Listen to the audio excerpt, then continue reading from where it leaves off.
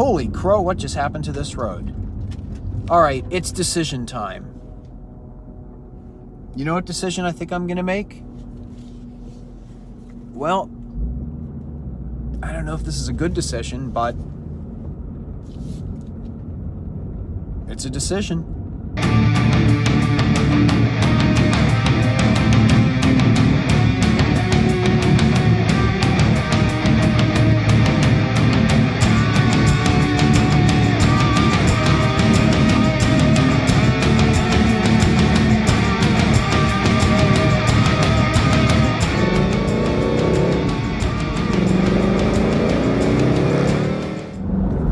Uh-oh, bridge out, half a mile ahead, local traffic only. What have I done? Well, we're coming up on something here.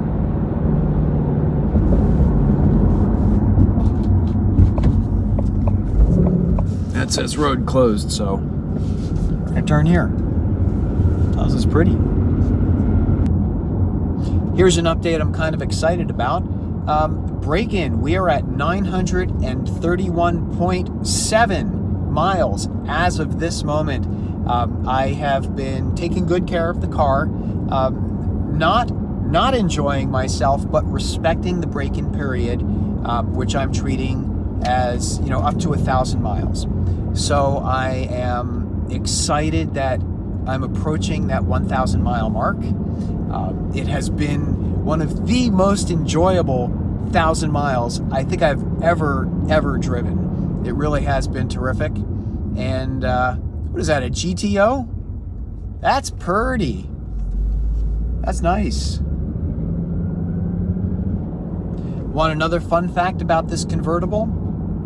Here it is. When you lock the car, it also locks the center console, which is kind of nice because if you have the top down and you want to leave the car with the top down, you have a nice secure place that you can lock things. Now, yeah, the glove compartment, it locks too.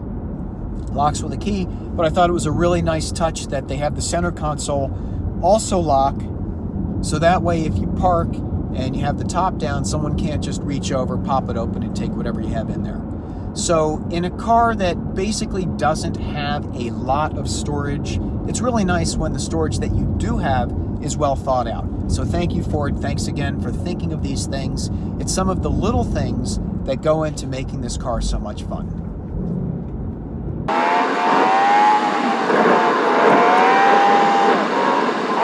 Oh my gosh, I don't know if you could see those sheep. They look like cotton balls. Meh. There's some goats. There's a subject I was wondering whether or not I should bring up, but I think I will. There's a guy named Paul Powell, and Paul has a YouTube channel called Family Cruisin'. I became aware of Paul and the Family Cruisin' channel, I guess several weeks back, maybe a couple of months back, when his Dodge Demon caught fire and, well, it burned. It was a bummer. It was spectacular and sad and very riveting. And, you know, I kind of followed the drama that ensued after that. Holy crow, what just happened to this road? All right, it's decision time. You know what decision I think I'm going to make? Well, I don't know if this is a good decision, but it's a decision. So here's the story. Paul had a case brought against him by his local police force, and he was arrested for street racing. Now, what makes this intriguing, interesting, and noteworthy is the fact that he wasn't caught street racing. At least that's the impression that I got. A case was brought against him, which was based on an investigation. This investigation came out of the police seeing his YouTube videos, and they used his YouTube videos as evidence against him and charged him with multiple counts of street racing and a single count of endangerment of a minor. So in the 5 to 6 months that my car was being built, I watched a lot of YouTube. And I you know, at first was a little bit shocked at the sensationalism of everybody, quote unquote, going to Mexico. By going to Mexico, I mean just driving fast as hell, street racing. Oh, there's a bunch of deer. Hello, deer. You see him? That's 4. Any more?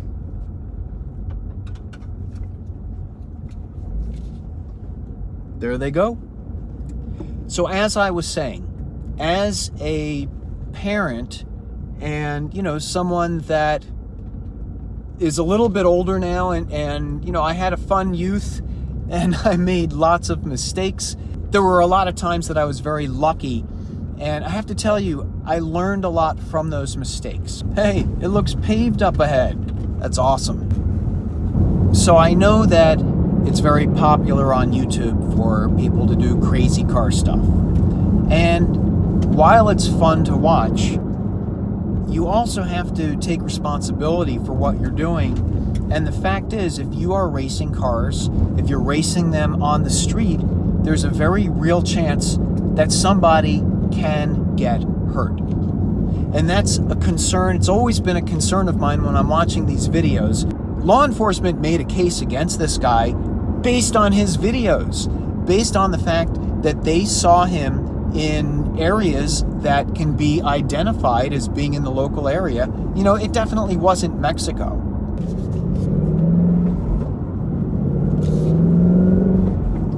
If you are a content provider on YouTube, or you aspire to be a content provider on YouTube, please understand this. You need to be in a position in life where you can accept responsibility for the things that you're doing.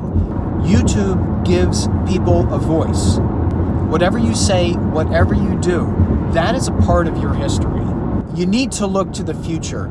The future might seem very, very far ahead while you're young, but the years go by very quickly, and when you look back upon it, the past doesn't seem that far behind you, but when you're young, the future seems very far away.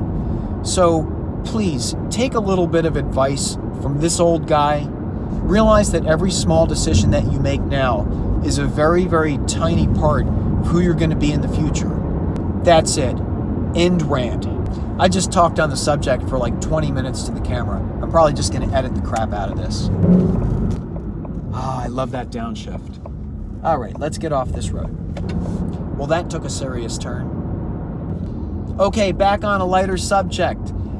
Thanks again for joining me on this ride. If you have not subscribed, please pause the video, go down there, click subscribe. While you're at it, turn on post notifications. I'll tell you what, I'm just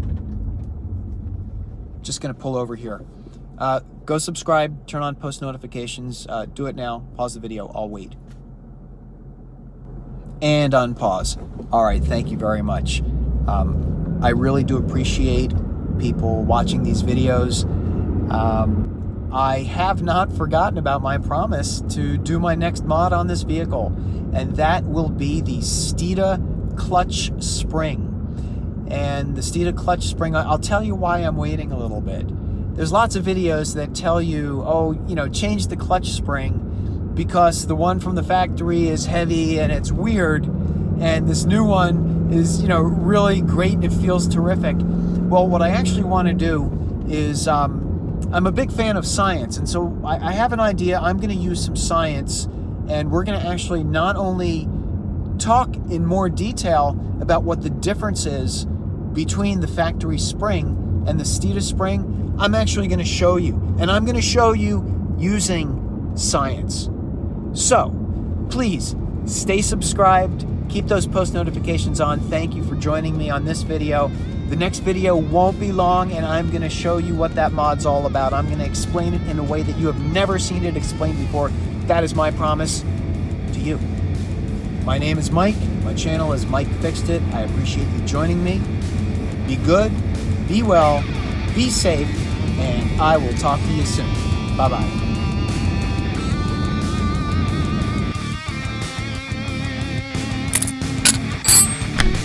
I fixed it.